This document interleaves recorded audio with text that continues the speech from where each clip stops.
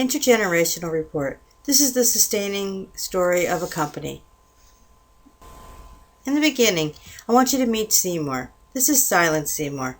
In the 1950s, Seymour created an import-export business. Seymour is also known as part of the side of the traditional generation. Some of his traits would be that he was frugal. He's very loyal to any company he might be involved in. He tends to be very straightforward. He likes his written communication. Not very tech savvy. But he also believes in conformity. Conformity is the key to success. After Seymour started his company, he started to grow. He decided to introduce and bring into the company his son Bob. Bob's a boomer, so we're calling him Boomer Bob. Bob was a child of the 70s where it was free love and spirit in Woodstock. He tends to be very idealistic. They tend to micromanage. They have a very big respect for authority, while being resistant to change. They embrace the technology that we have. They're loyal but very goal-minded. So in the beginning, Seymour and Bob seemed to work very well together since they are like-minded, loved to work long hours, and had no problem striving for the same goals. As the company grew, and so did their family age, they decided to bring in the next generation to join their company, Xavier. Well, Xavier is part of the Generation X company, and though he did love his family and he loved what's going on, he also loved what was going on the outside. People from the X generation tend to be self-reliant. They're very skeptical of authority.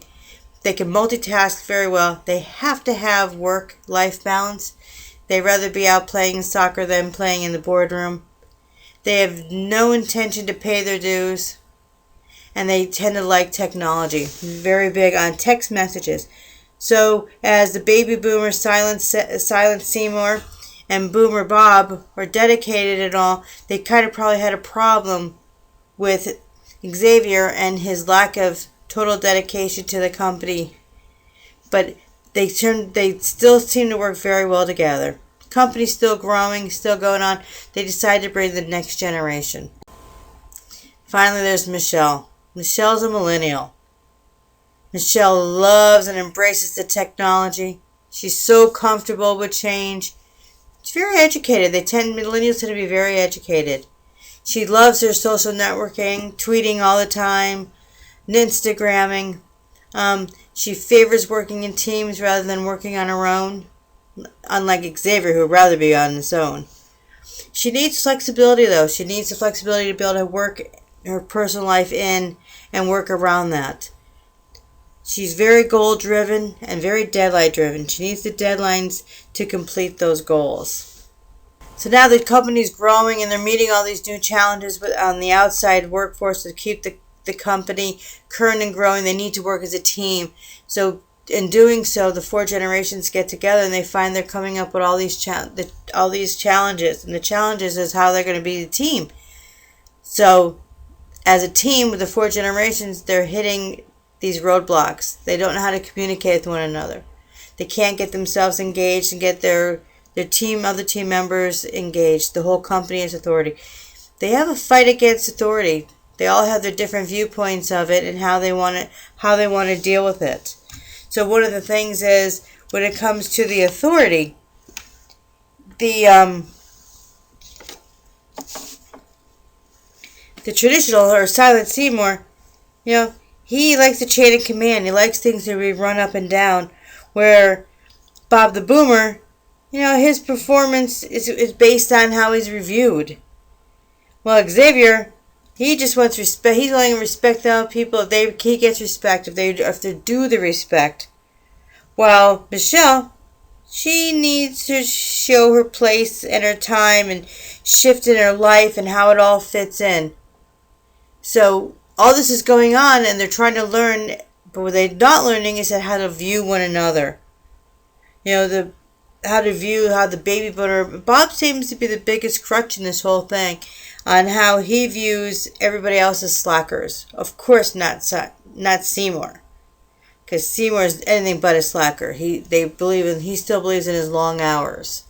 So they're all trying to get along, and these are presenting all kinds of company issues, and because they can't seem to work as a team and come up and complete these challenges, it does filter down into the ranks. So some of the negative effects by not being able to work in a generation, all generations together, and how it affects the company as a whole, is the company tend to have high turnover. People don't want to stay there because it doesn't probably feel like a very good environment to be in. They also have low profits. Since they can't learn to work with each other, they're probably not working out in the field and they're in business with the people, because the same people that are out in the field are the same people that are in their business. They have hiring challenges. And nowadays it's very competitive on how they bring people in.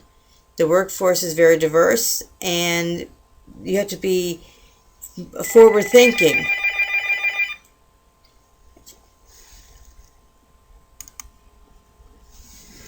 Lower morale. When we're not meeting our goals and aspirations as a company, working into teams or any way possible, the morale seems to go down. People want to be treated the same way. People want to have camaraderie. People want to have something to work forward to.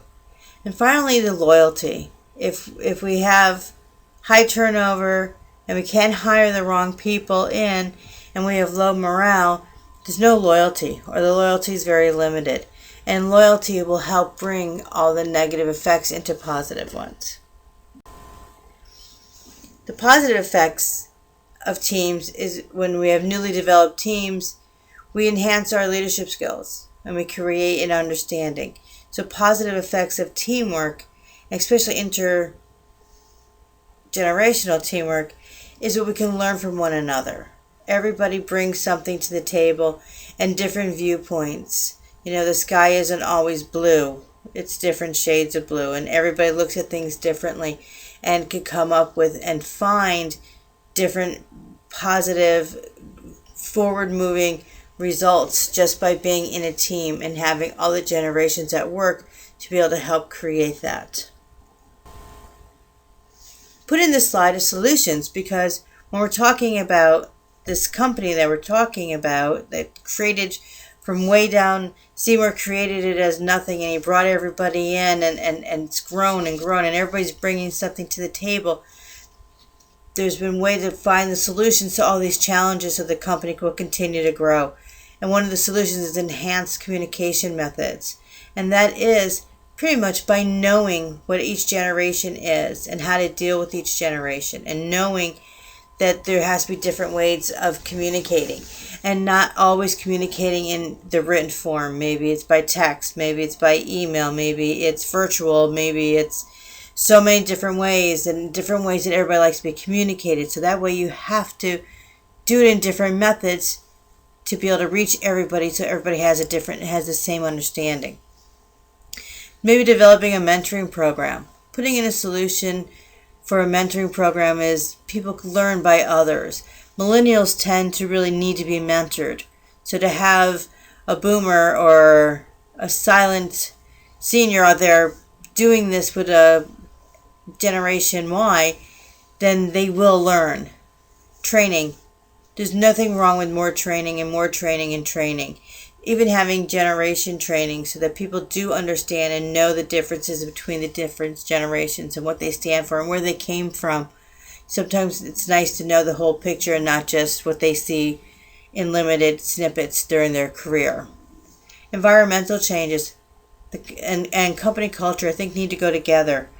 There's so many ways that the companies are changing these days, and our company needs to change with that. So that we've created different areas. There's collaboration spaces. There's areas that are not only just for collaboration, but there's areas that you can sit there and just take time to reflect and come up with your day. There's spaces just for concentration. If you needed a private space just to be a distraction-free zone to be able to come up with stuff, or just to work with somebody on an intense project. The day of the company culture where there's an environment where everybody has their own little offices and everybody's put together like that are far over. It's now open and collaborative. Google is very good for that. J&J was very good for that. Even the company I work for now, everybody wants everybody together. It's all about being collaborative. Looking at our recruitment and how we recruit our talent, totally different. The talent that's coming in, they want certain things, and we need to be able to recruit to be able to bring in the best talent that we can. And finally is our leadership style. One of the solutions to having a collaborative team, having to be able to solve all the challenges, is to be able to adapt our leadership style. We can't always lead the same way, the same time for everything. There's leadership styles for situations. And as long as we're leaders that will listen and react and let our associates, let our people come up with the ideas and be engaged and be able to come up and know that they're part of the solution, will help us lead and solve all of our challenges. For results, some of the things that we result in is we should be having regular team meetings. These team meetings could be virtual. These team meetings could be recorded. They could be WebExes. They could be conference calls. We need to make sure that we're always part of that, going back to our challenges, but always part of our communications. Having reward systems, letting people feel that they're valued, let people know that they're engaged, let people know that we appreciate everything that they bring. And rewards could be simple as a thank you or the parking lot of the week or something like that. Just make sure, because all of these results come from deep thinking. Deep thinking comes from these teams, comes from our regular meetings, comes from the collaboration, and drives results, which will also drive our sales, which will also drive our business. Making sure that we have the talent that we spoke about in the last slide, making sure that we're recruiting right, but making sure that once we recruit the talent is actually used, giving them the ability to move forward, giving them the ability to be able to be an integral part of keeping the success of this business. Using our social learning. Nowadays, how many likes we have on Facebook or how many people are following us leads to our success. So making sure that we are social learners as well, and creating that camaraderie. Camaraderie is the part that's going to help keep our loyalty, keep our morale up, keep the people wanting to come in and work for us. Camaraderie is a very big part of what intergenerational teams are all about. It creates the deep thinking, it creates the $1 million ideas, it creates forward moving. So camaraderie is also a very big part of our challenges. This concludes the slideshow. But the difference is, what I would like to point through in this whole thing is, we took a simple company that started in the 1950s and watched every generation come in and watch it grow as the collaborations came in, and watched how it became harder and harder, especially in like the 1980s, which I didn't mention during the slideshow, but that's just historical fact.